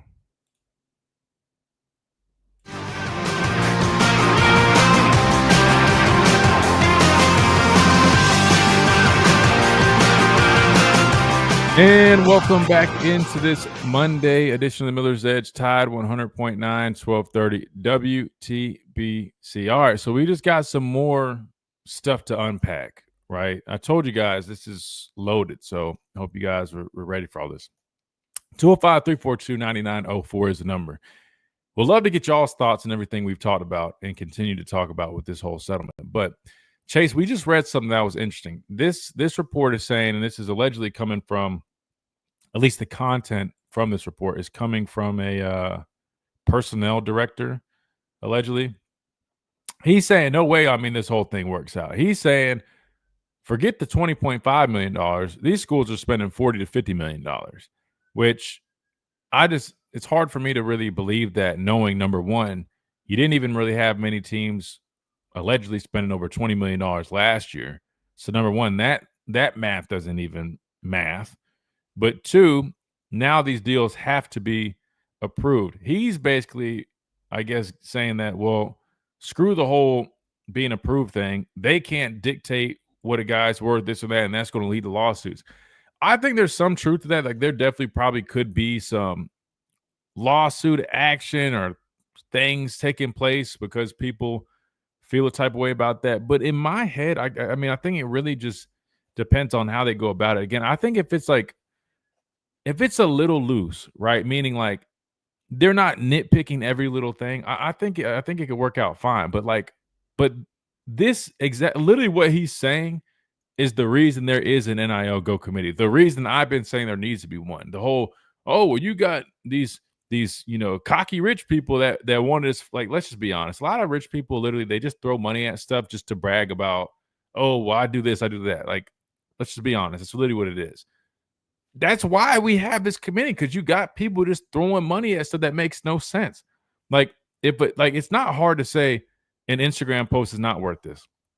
I'm telling you guys, hell, I could probably look it up right now. Like average costs of certain deals. I mean, I know from what I've experienced and what I've been in that whole space. But even if you just look it up, I mean, there's a value on stuff. I don't know why people make it seem like that's so wrong. You know what I mean? Like, you can say an Instagram post isn't worth that. You can say, now, if you're talking about like signings and stuff, like, you still can argue, values and stuff like that.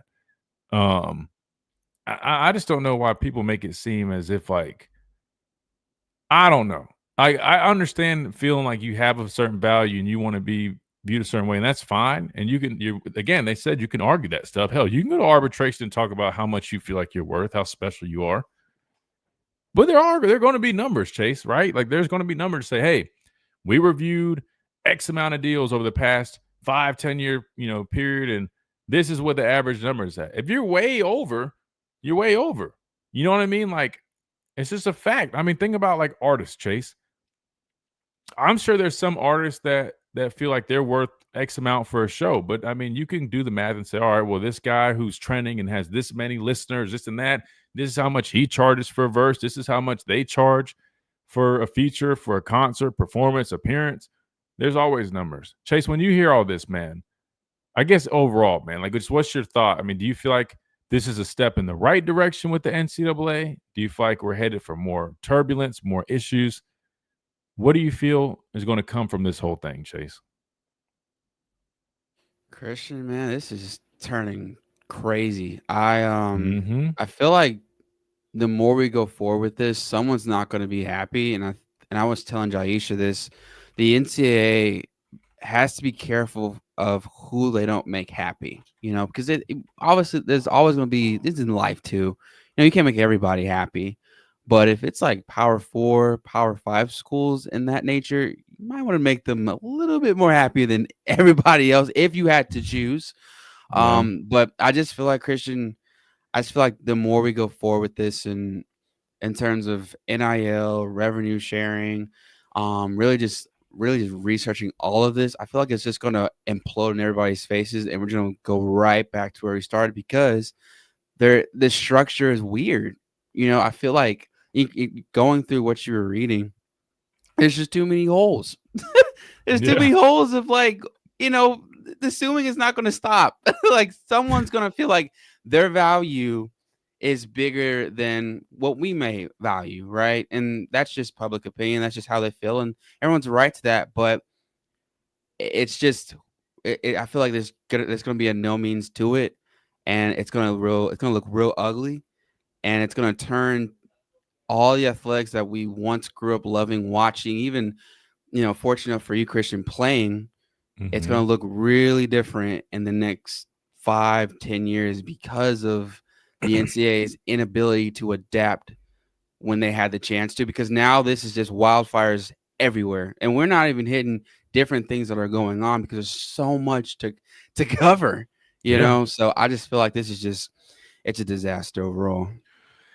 Yeah, on one end, I'm like, I think we're taking a step in the right direction. Like, I again, there was something I had been preaching, like, get somebody to actually accurately assess these NIL deals, right? Because I was saying, like, we're complaining about, the lack of parity, because you got a team like Texas that can just say, hey, we're going to offer this kid $1 million to come here, no value whatsoever in anything, no assessment, no accuracy there.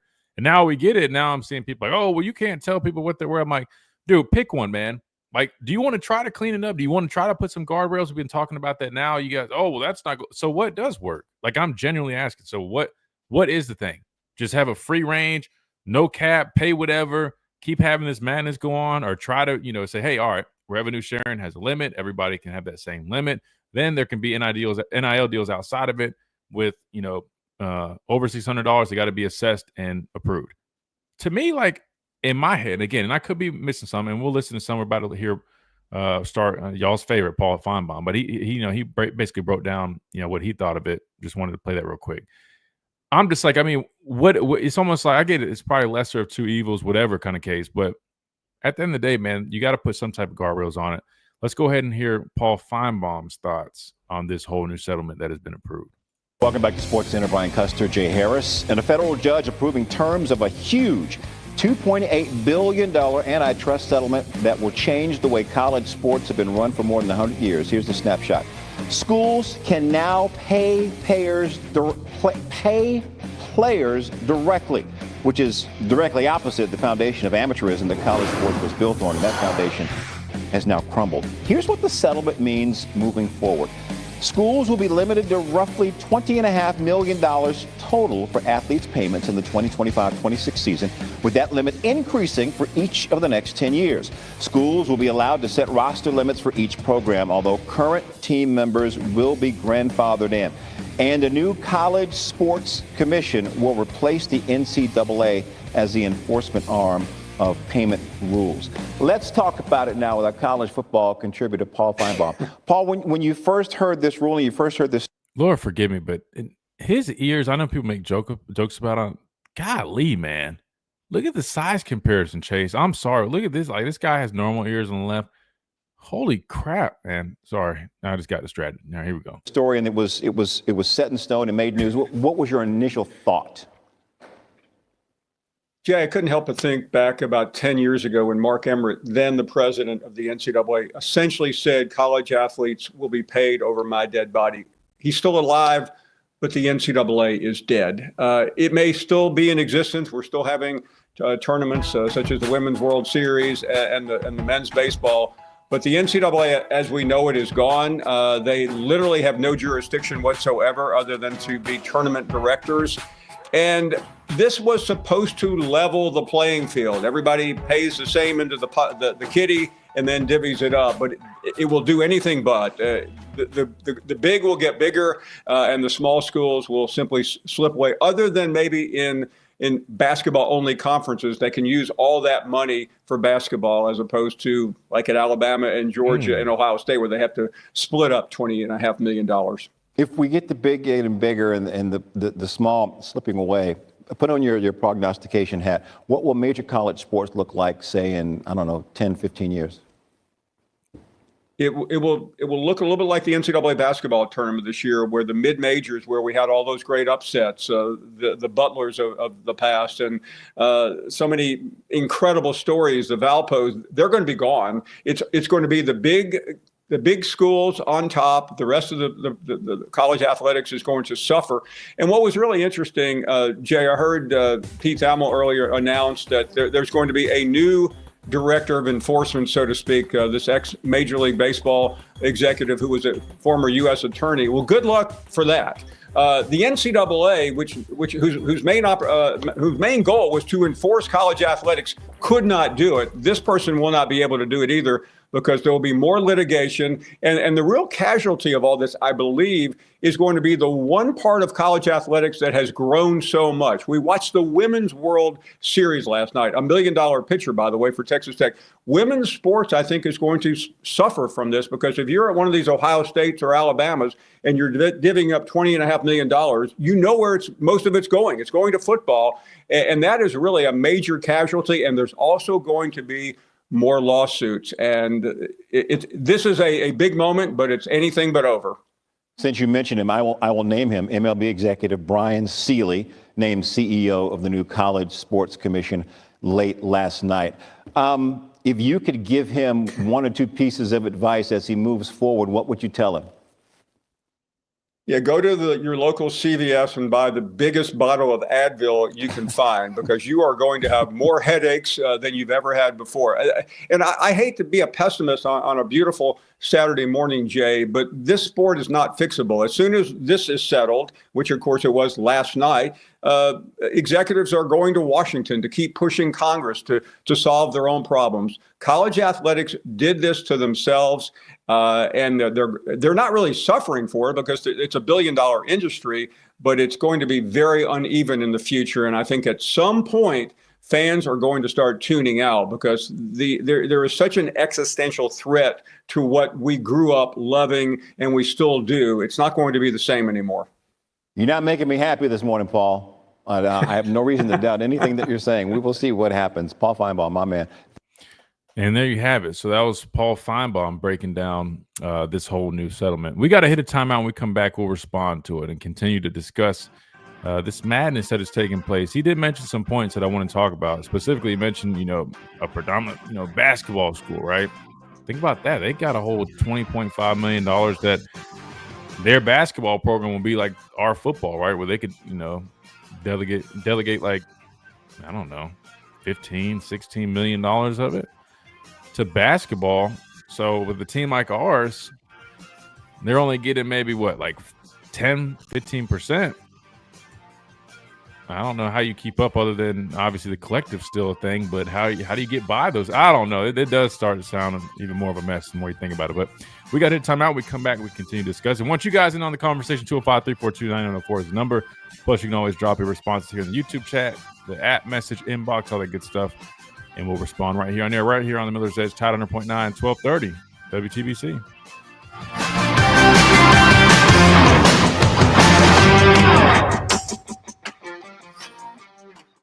The Alabama Securities Commission protects you from financial fraud. Anyone asking you for investment money must be licensed. You're careful with your money. Fraudsters aren't. Before you invest, call our hotline at 1-800-222-1253 to verify the licensing of the person making an offer and the product. Don't lose your hard-earned money. Learn to protect yourself at asc.alabama.gov. Paid for by the Investor Protection Trust and brought to you by the Alabama Broadcasters Association and this station. There's the, yes, I'd like some popcorn, yes. There's the, yes, my team won, yes. And then there's the yes you never forget. When you open a tiny box that says Fincher and Osmond, it's only second in line behind I do. But it's a yes you'll feel down to your toes. I'm Tom Osmond, your jeweler at Fincher and Osmond Jewelers. Not so easy to find on McFarland, between Edgar's and Local Roots. Serving part-time in the Army National Guard has led to a lot of firsts for me. It paid for me to be the first person in my family to go to school. That education got me to the first day at my dream job, which I can still hold while I serve part-time. That job.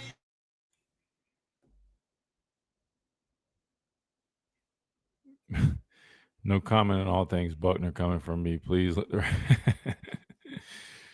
Oh, man. Hey, he got paid pretty good to throw a couple balls in the dirt, man. I ain't gonna lie to you.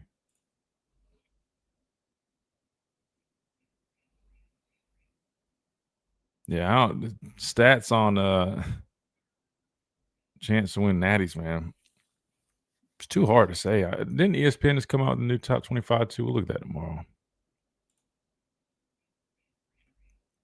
I'll definitely dive into that. Sportsmedicine.com. Are you receiving unemployment? Your benefits could be at risk. Here's how you can protect yourself and your benefits. Never respond to mail notifying you of a false claim in your name. Never answer a text message asking you to verify your account. And only respond. Do y'all think this is the right move with NCAA? Y'all think there's going to be more problems? T, I don't think you responded on this. What do you think? Auxiliary aids and services available upon request to individuals with disabilities. Dial 711 for TTY accessibility. Hey, it's Christian Miller, and I want to tell you about our great friends over at Brian Harding Construction. Located in the heart of Tuscaloosa, Brian Harding Construction is woman-owned and strong as steel, a specialty manufacturing firm with expertise in structural steel fabrication, ASME code piping and vessels, CNC machine work, welding, laser cutting, pipe fitting, industrial maintenance, and crane rentals. With a proven track record of over 30-plus years of experience, no one is better fit for the job. For an evaluation, contact Brian Harding Construction today at 205-752-9611. Again, that's Brian Harding Construction at 205-752-9611. This is Miller's Edge on Tide 100.9.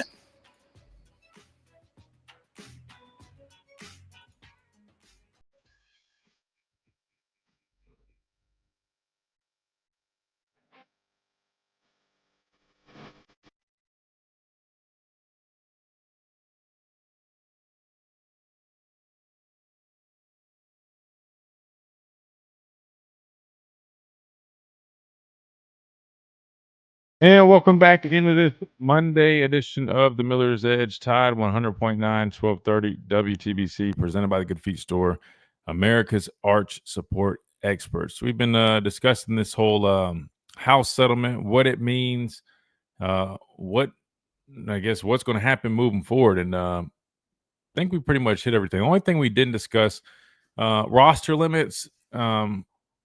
If you're already here, your grandfathered in, but there will be roster limits. So that was the whole thing, I think, with the walk-ons being, I guess, not expelled, but you get my point, though, kind of going away from them. But Paul was mentioning the basketball. So that's why I'm trying to think, Chase. I mean, think about with us, right? So $20.5 million. You got a football team that has to be competitive, right? I mean, like there's no ifs, ands, or buts. It's not like, oh, okay, we'll try to. No.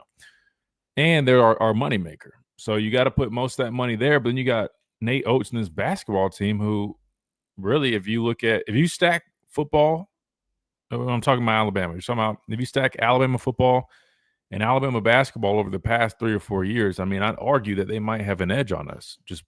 Would you agree with that, Chase? That Alabama basketball might have an edge on us if you stack the two programs of the last 3 years?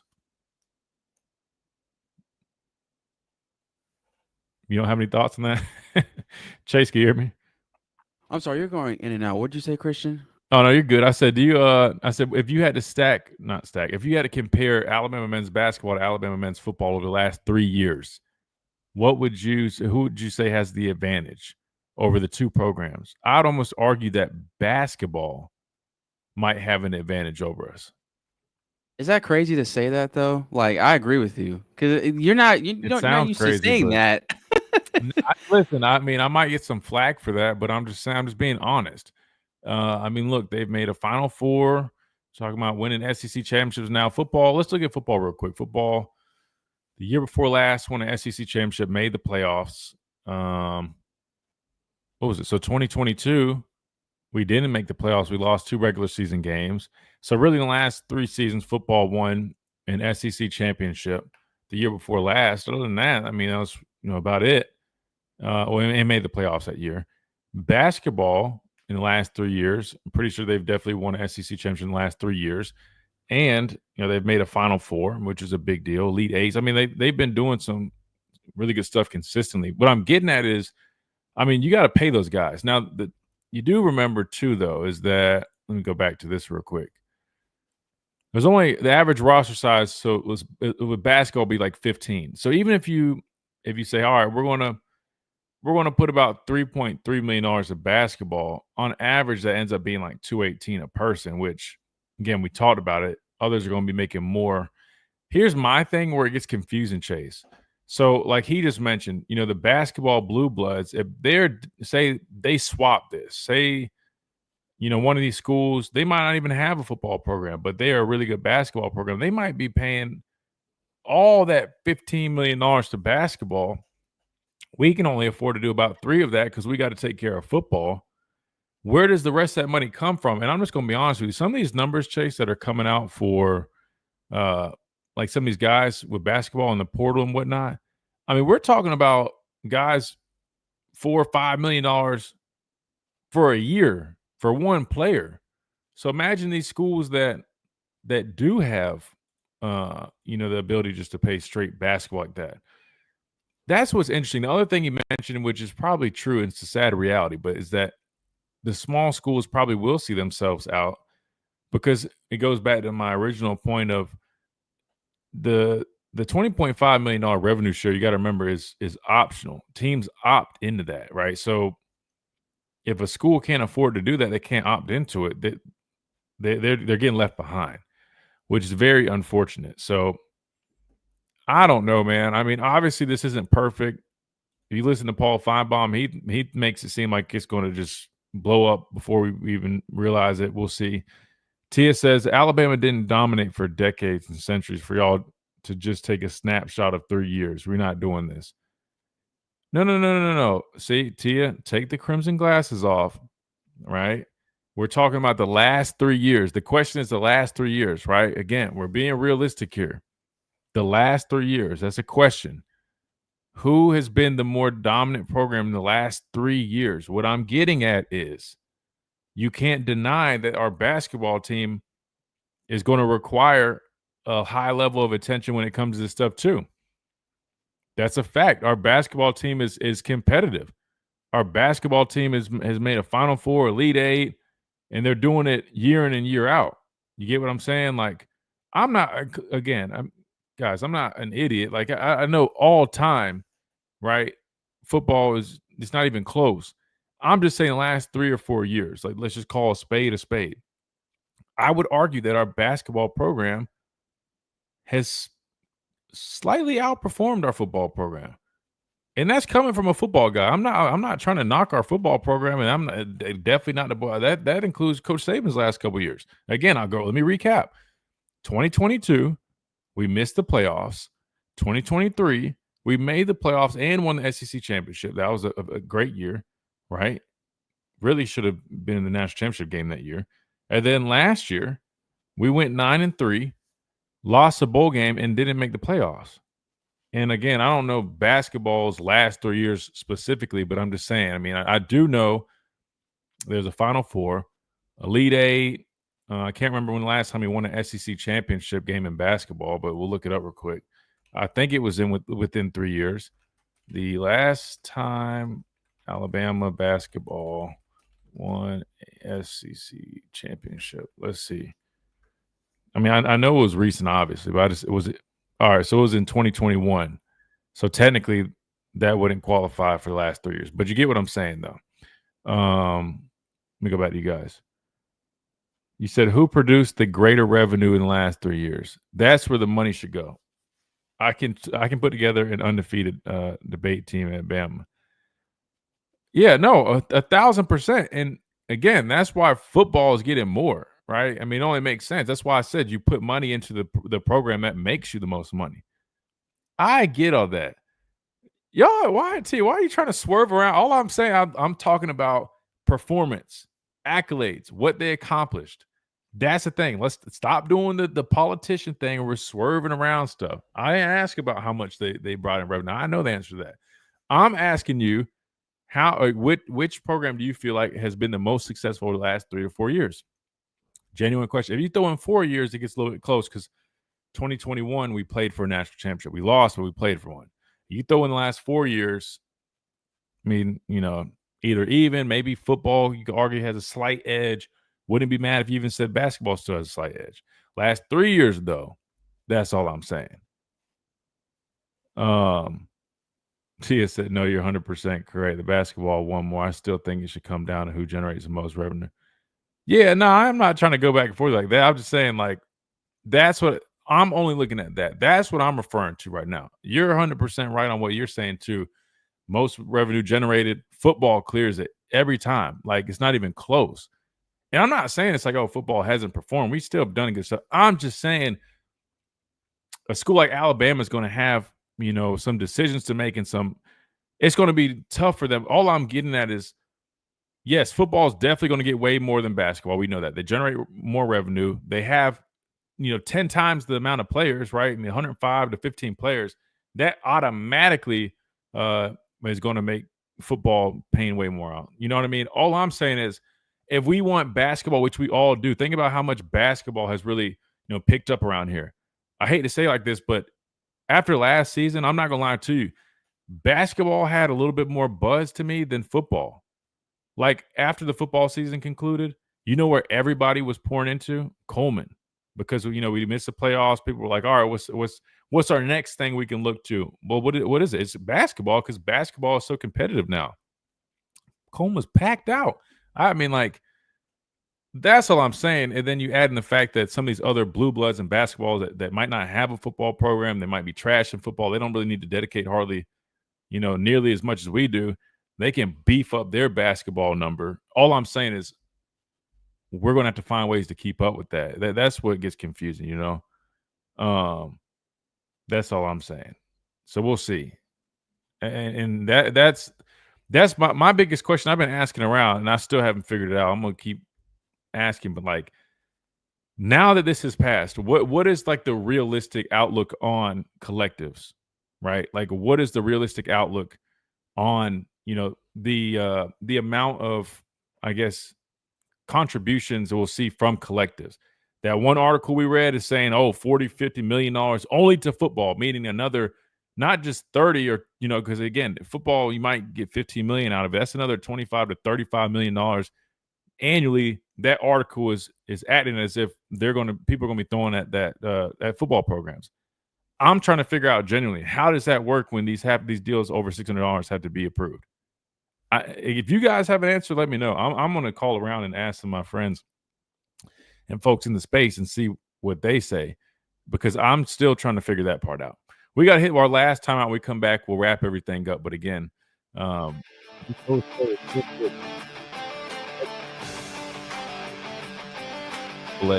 legislation, House ruling, whatever you want to call it. When we come back, we'll put a bow on it and wrap things up right here on the Miller's Edge, Tide 100.9, 1230, WTBC.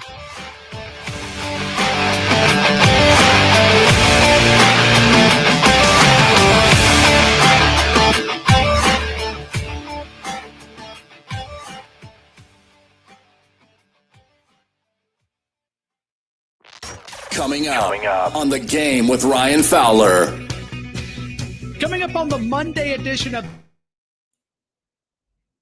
Trump would say he wins because he generates more money. So I'm saying Bama football is winning because they're generating more revenue. Tell NATO it's tough luck. Nah. Again, I'm not even trying to make it like a competition. I'm saying realistically, like if you're Greg Byrne or whoever's overseeing this, like I'm just saying, like honestly, think about it. It's honestly like I would say it's a good problem to have, but I don't really like saying that because it's really having this type of problem is definitely tough. But what that means is that you just have two highly competitive programs, right? That's all. And I'm just curious how that looks. That's all. But obviously, this is why collectives still are going to have to. Excuse me. This is why collectives still are going to have to be involved in some capacity. And initially, I was thinking, all right, you got the revenue sharing. It's just going to just transition from the coming from the collective now from the athletic department. But just like everything else, we know how this works, man. People are going to find ways around it. Next thing you know, they're going to be, paying even more. But I don't know. I mean, that also mentioned that article. I mean, you talk about suspension and things like that and eligibility. Or at Andrew Sports. I mean, isn't that what we were doing before that? I guess it didn't work completely. There always was under the table deals, but like, yeah, I guess it didn't really work. I don't know, guys. I don't know. I feel like I got more questions than Go answers, see for yourself. even with this whole thing. Unfortunately. Also, think about if Bama basketball wins the title and football goes 2 more years without the playoffs. Does Greg Byrne keep his job? Wait, why would Greg Byrne lose his job if basketball won a title and football didn't, or if football missed the playoffs? Alabama.gov. Somebody would be out their job, but I don't think it'd be Greg Byrne. If you win a title, even in basketball, especially when they've never done it before, he's not losing the job. Somebody else would be losing their job. Tossed chicken strip baskets have more flavor than your taste buds know what to do with. We start with all white meat, breaded, seasoned, and fried to crunchy perfection. Next, we double down and toss them in honey barbecue or new buffalo sauce. Serve them up with DQ fries, Texas toast, and house-made Hidden Valley Ranch, and you've got flavor on flavor on flavor. Get the sauced and tossed chicken strip basket in honey barbecue or new buffalo right now at DQ. Happy I'm just trying to tastes figure good. out, like, Participation may vary. Hey, it's Christian. What do the teams do that legit don't have like the money to? I mean, I guess they just don't do it, but they just fade away. But damn, man. But I would even argue there's probably some bigger schools that legit don't have $20.5 million in their budget. I mean, unless they just cut a whole bunch of stuff, which that sucks for everybody else. An evaluation, contact Brian Harding Construction today at 205-752-9611. Yeah, facts. I mean, again, that's Brian Harding Construction at 205-752-9611. Tide 100.9, Tuscaloosa Yeah, weather. no, I know it didn't take the place of NIL. Is added, but at the same time, them limit what Dwight. They're limiting if a deal is over $600. Allegedly, it has to be approved. So what I'm saying is, it should cut down on like the big chunks of, hey, we're giving this guy $200,000 from the collective for NIL. So in a sense, it's switching, it's converting it. This is Miller's Edge on Tide 100.9.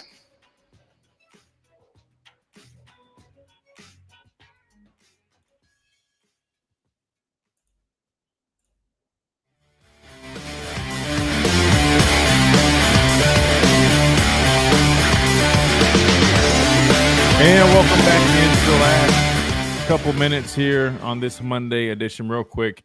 Got to remind you about our friends over at R&R Cigars. If you want to go celebrate the house settlement, I'm kidding. Or if you guys just want to go indulge in some nice cigars, nice drinks, over 160 bourbons. Father's Day is coming up. You're looking for a good gift. Check out R&R Cigars, rnrcigars.com, 20% off any 20 cigars. Build your perfect selection. $100 or more, you get free shipping. They've got the best humidors, the best products that you can find. I'm telling you, my dad is a big cigar guy, and he swears by R&R. And obviously, before I, cut back, I was always at R&R Cigars, man. I'm telling you, it's a place to be. Even if you just want to go hang out, you don't have to be the biggest cigar person. You're just looking for a place to go hang out and watch sporting events. They got all those basketball, baseball, football, obviously, boxing too. You got to check them out. rnrcigars.com, again, is the website that you can find these great deals on. But you got to check them out in person. 2703 Gary Fitz Street here in Tuscaloosa, the big mansion wraparound porch. You can't beat it. Again, that is R&R Cigars, the official provider of Alabama football since 2014. Putting a bow on everything, Dwight says here on YouTube, got to remember, this doesn't take the place of NIL. This just is more money added to the players. So my response to that is correct. It's not taking the place of NIL or collectives. However, the revenue sharing is going to be the main piece. The main piece at the main fund now, right, from the athletic department. And also you have to remember is that the deals over $600 have to be approved. So like the whole, the collector is going to pay this guy $300,000 a year to come to school here. You can't justify that. That's not getting approved. So in a sense, it kind of is getting replaced by the revenue share in terms of like where that money to like. So now when they're working these deals out with players, the main source of that, it will be the revenue sharing from the athletic department. Does that make sense? Initially, it was, all right, the collective was doing it. The schools couldn't do anything. The collectives could. Now the schools can, but also the collectives can, but the main piece is going to be the schools. Does that make sense? I hope I'm explaining that to you. But if they can find a way to justify overpaying for stuff, you'll still see some stuff maybe, but I'll be honest. I just don't understand how you could sit there and say, all right, we think this deal is worth $150,000. Okay, you understand. Good deal. Yeah. But you're right. There still is NIL and collectives and all that. But allegedly, if it doesn't make sense, it doesn't get approved. I don't know the extent of it. We'll find out more. But you know what we should do? We should just ask one of these players once they officially have to do that. I mean, I'll definitely ask him, but maybe I'll try to get one of these guys on. I mean, obviously, we're not going to get personal and get into their numbers, but maybe it would be interesting to hear like the process firsthand of getting something approved. So might be down the road until that, but we'll definitely do our due diligence. That being said, we got to get out of here.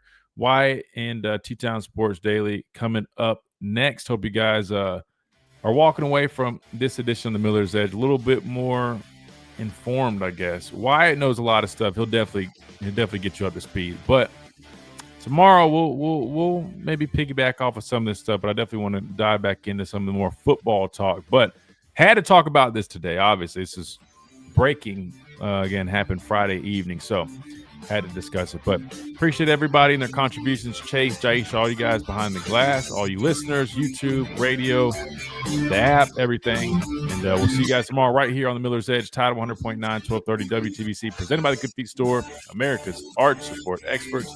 See you guys tomorrow.